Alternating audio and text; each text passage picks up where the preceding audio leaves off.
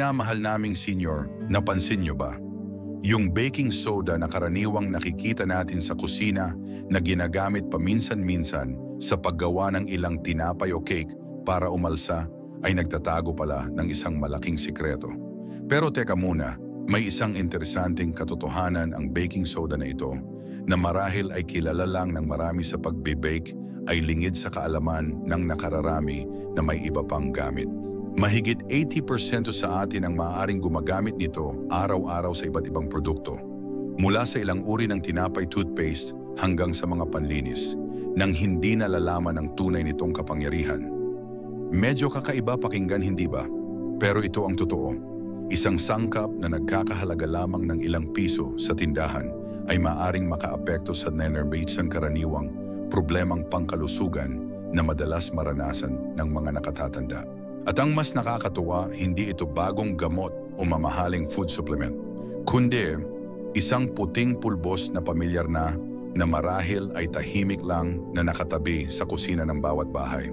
Ang baking soda na akala ng marami ay para lang magpaalsa ng cake, pero kaya rin palang mag-angat ng ating kalusugan sa ibang level. Mula sa pagtulong sa kidney panlaban sa fungi pagpapakalma, sa heartburn hanggang sa pagbawas ng sakit sa kasukasuan, ang baking soda ay subok na ng siyensya at ng mga gumagamit nito.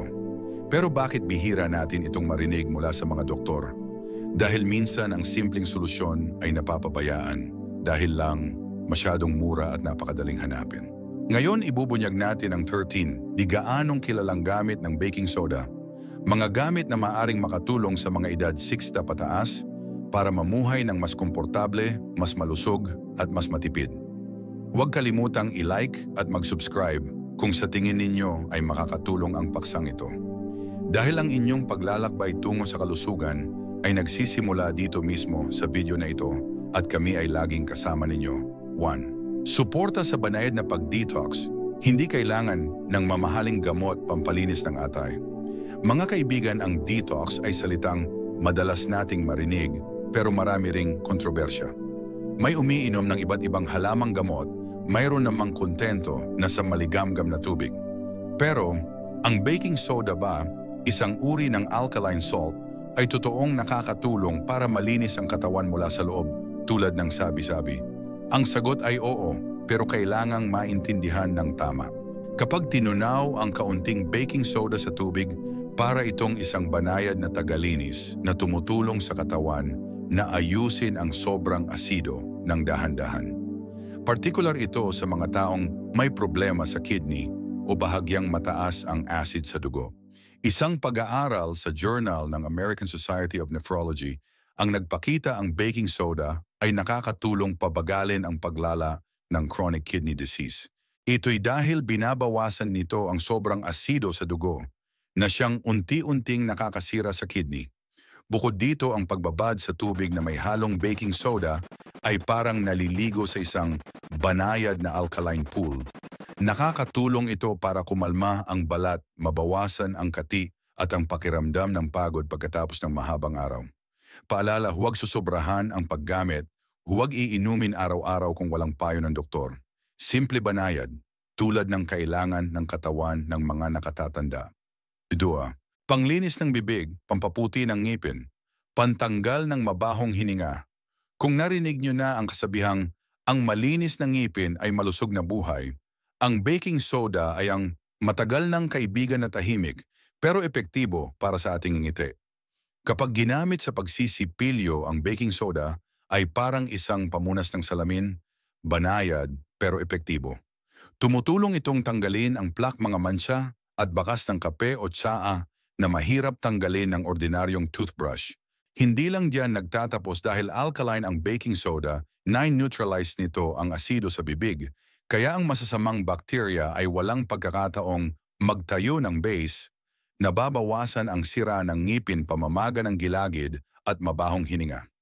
Ayon sa Journal of Clinical Dentistry, ang toothpaste na may baking soda ay mas epektibo sa pagtanggal ng plaque kumpara sa mga walang halo nito. Maliit na tip, gamitin lang 100 beses kada linggo. Ang araw-araw na paggamit ay maaaring bahagyang makasira sa enamel ng ngipin, kaya mas mainam ang malambot na toothbrush. 3. Pampakalma sa heartburn, pangangasim sa bahay lang, hindi kailangan ng antacid agad. Naranasan niyo na ba yung parang nasusunog ang lalamunan o nangangasim ang sikmura pagkatapos kumain ng lechon sisig o anumang pagkaing mamantika o maanghang? Yan ay senyales ng acid reflux, isang pamilyar na kondisyon sa mga nasa katanghaliang gulang at nakatatanda. At sa isang kutsaritang baking soda lang na hinalo sa isang basong maligamgam na tubig, maaari nang guminhawa ang pakiramdam sa loob ng ilang minuto. Hindi ito sabi-sabi lang.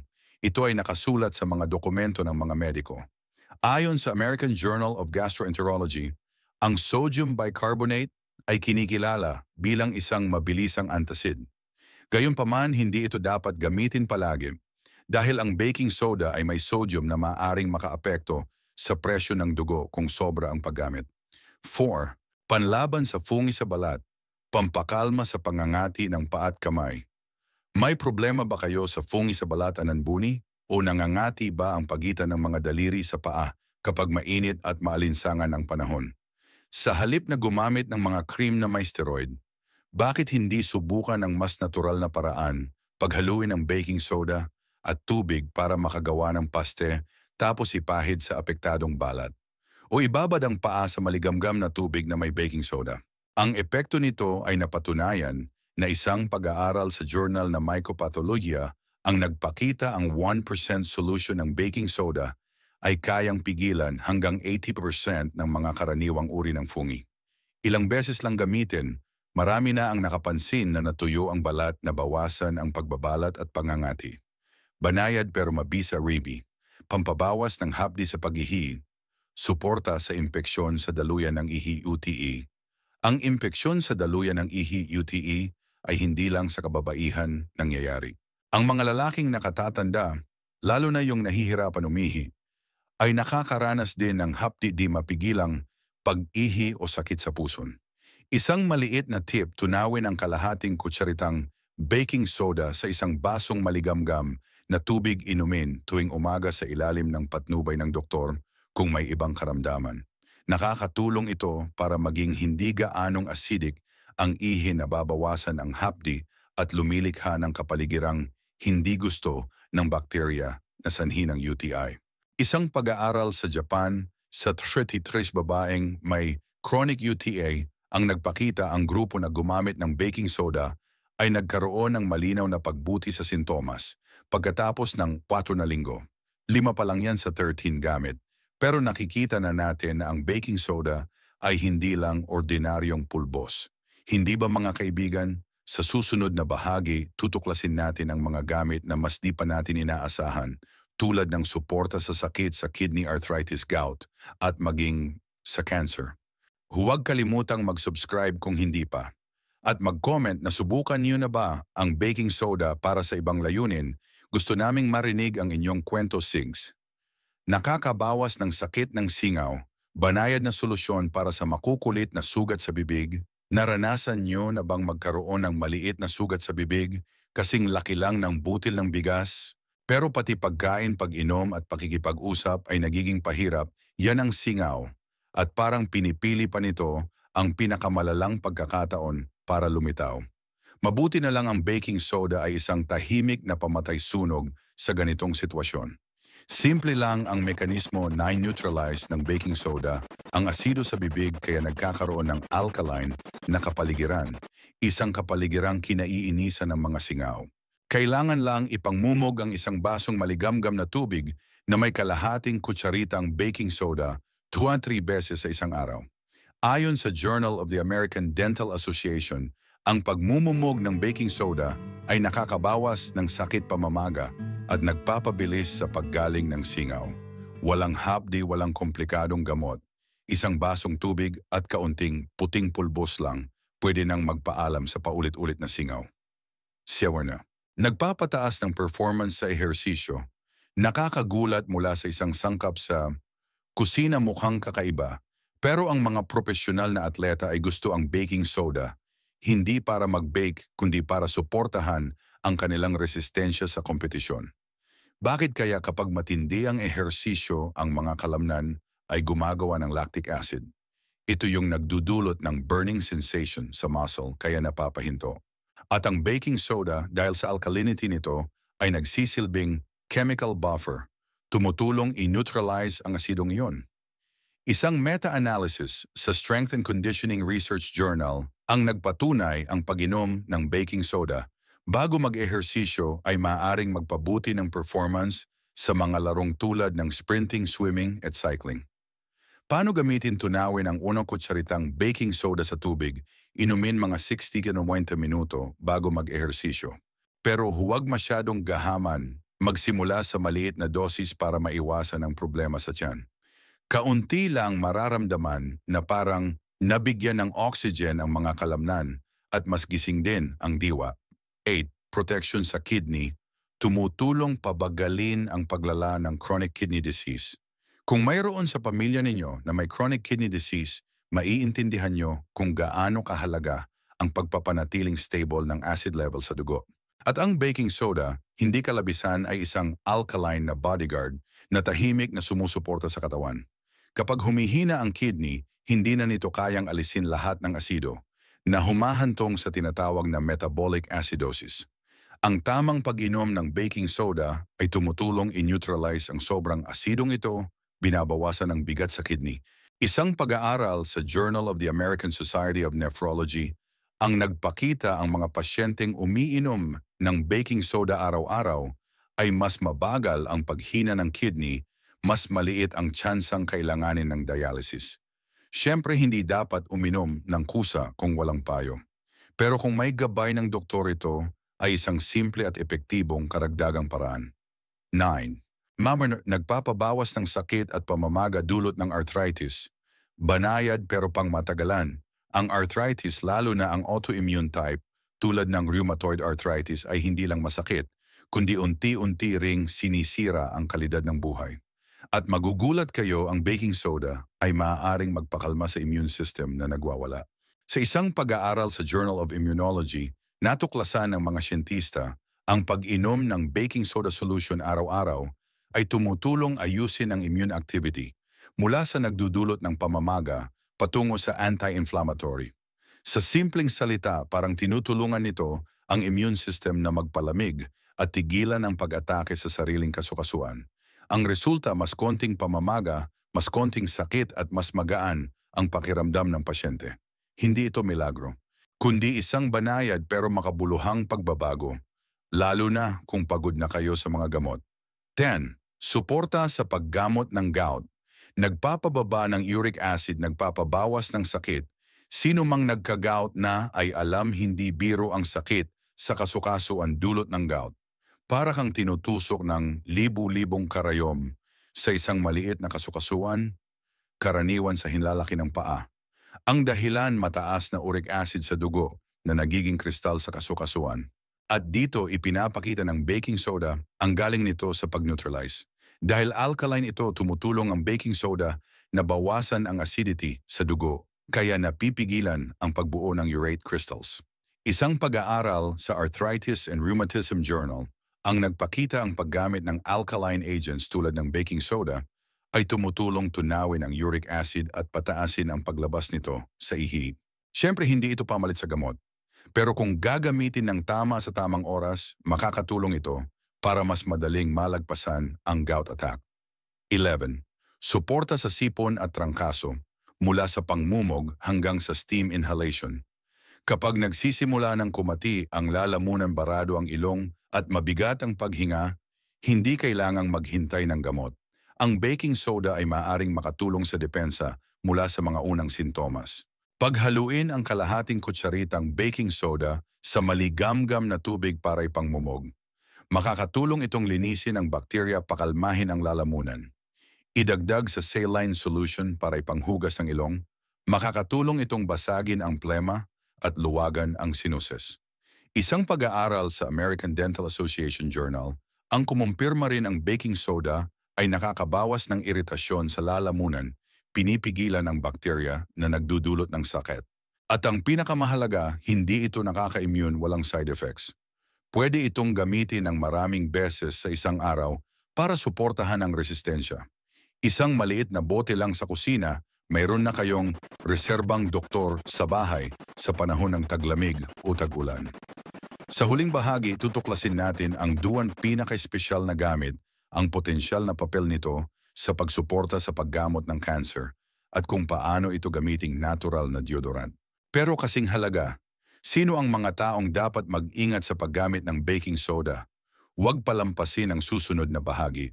12 maaaring makatulong sa paggamot ng cancer, potensyal mula sa ibang perspektibo. Pagdating dito, marami sa inyo ang maaaring magduda, baking soda at cancer. Hindi ba nagkakamali? Pero teka muna, huwag agad humusga. Siyempre ang baking soda ay hindi gamot sa cancer. Pero ipinapakita ng mga kamakailang pag-aaral na maaari itong gumanap ng suportang papel sa pagpapataas ng epekto ng mga kasalukuyang therapy. Nasaan ang basehan sa acidic na kapaligiran sa paligid ng cancer cells? Ang mga malignant cells ay malakas sa acidic na kapaligiran at ang mismong acid na ito ang nagpapahina sa epekto ng ilang uri ng chemotherapy. Nang i-inject ang baking soda sa paligid ng tumor sa animal models, naobserbahan ng mga siyentista, bumaba ang acidity, humina ang cancer cells at mas naging maganda ang response sa chemotherapy. Ang isang pag-aaral noong 2009 sa Cancer Research Journal ay isang magandang halimbawa. Bagamat nasa experimental stage pa lang, nagbubukas ito ng bagong paraan sa pagbabago ng terrain kung saan lumalaki ang cancer. Siyempre sa kasalukuyan ng baking soda ay hindi pa kinikilala bilang paraan ng paggamot. Pero malay natin sa malapit na hinaharap, maging maliit na bahagi ito ng integrated na therapy. Mahalaga ang pagsunod sa payo ng espesyalistang doktor. 13. Natural na deodorant, simple, epektibo, walang kemikal. Kung nasubukan nyo na ang roll-on deodorant pero hindi pa rin presko o madalas ma-irritate ang balat sa kilikili dahil sa pabango, ang baking soda ay isang mas banayad na pagpipilian. Ang mekanismo na neutralize nito ang asido sa pawis at pinipigilan ang pagdami ng bakterya na sanhi ng amoy. Walang artipisyal na amoy, walang alcohol, walang paraben. Isang manipis na layer lang sa ilalim ng balat ay sapat na para manatiling mabango buong araw. Ipinapakita ng pag-aaral mula sa Journal of Cosmetic Dermatology ang paggamit ng baking soda direkta sa kilikili ay nakakabawas ng malaki sa amoy, mas epektibo pa kaysa sa maraming komersyal na produkto. Paano gamitin? Kumuha ng kaunti, maaring ihalo sa coconut oil o tubig, tapos ipahid ng dahan-dahan. Angkop ito sa mga may sensitibong balat o naghahanap ng mas natural na solusyon sa pangangalaga sa katawan. Babala, sino ang hindi dapat gumamit ng baking soda? Kahit mukhang banayad ang baking soda, hindi lahat ay pwedeng gumamit nito. May mga grupo ng tao na kailangang mag-ingat at dapat panongang iwasan ito. Mga taong may malubhang sakit sa kidney, dahil ang baking soda ay may sodium, maaaring magdulot ng water retention, dagdag na pressure sa excretory system. Mga taong may alta presyon, high blood pressure, ang sodium sa baking soda ay maaaring magpataas ng presyon. Mga taong may malubhang sakit sa tiyan tulad ng ulcer, matinding acid reflux, ang pagbabago sa pH ng tiyan ay maaaring magpalala ng kondisyon. Mga buntis o nagpapasuso dahil sa epekto sa electrolyte balance. Mga taong madaling magka-allergy o may sensitibong balat, subukan muna sa maliit na bahagi ng balat. Mga taong may history ng hika o sakit sa baga, iwasang malanghap ang pulbos ng baking soda dahil maaari itong magdulot ng iritasyon sa daanan ng hangin. Sa madaling salita, kung mayroon kayong pre-existing condition o umiinom ng gamot, kumonsulta muna sa doktor bago regular na gumamit ng baking soda. Pangwakas, maliit pero maraming himala. Sino ang mag-aakala na ang isang simpleng sangkap tulad ng baking soda ay nagtataglay ng kayamanan ng mga benepisyo mula sa pagpapabuti ng panunaw, kalusugan ng bibig, balat hanggang sa suporta sa paggalaw at maging sa mas seryosong sitwasyon? Para itong isang reserbang doktor na maaasahan sa kusina. Gayunpaman, lahat ng bagay ay kailangan ng tamang paraan. Ang baking soda ay hindi milagrosong gamot, kundi isang suportang kasangkapan na nangangailangan ng kaalaman at pag-iingat sa paggamit. Kayo naman, nasubukan nyo na bang gumamit ng baking soda para sa ibang layunin?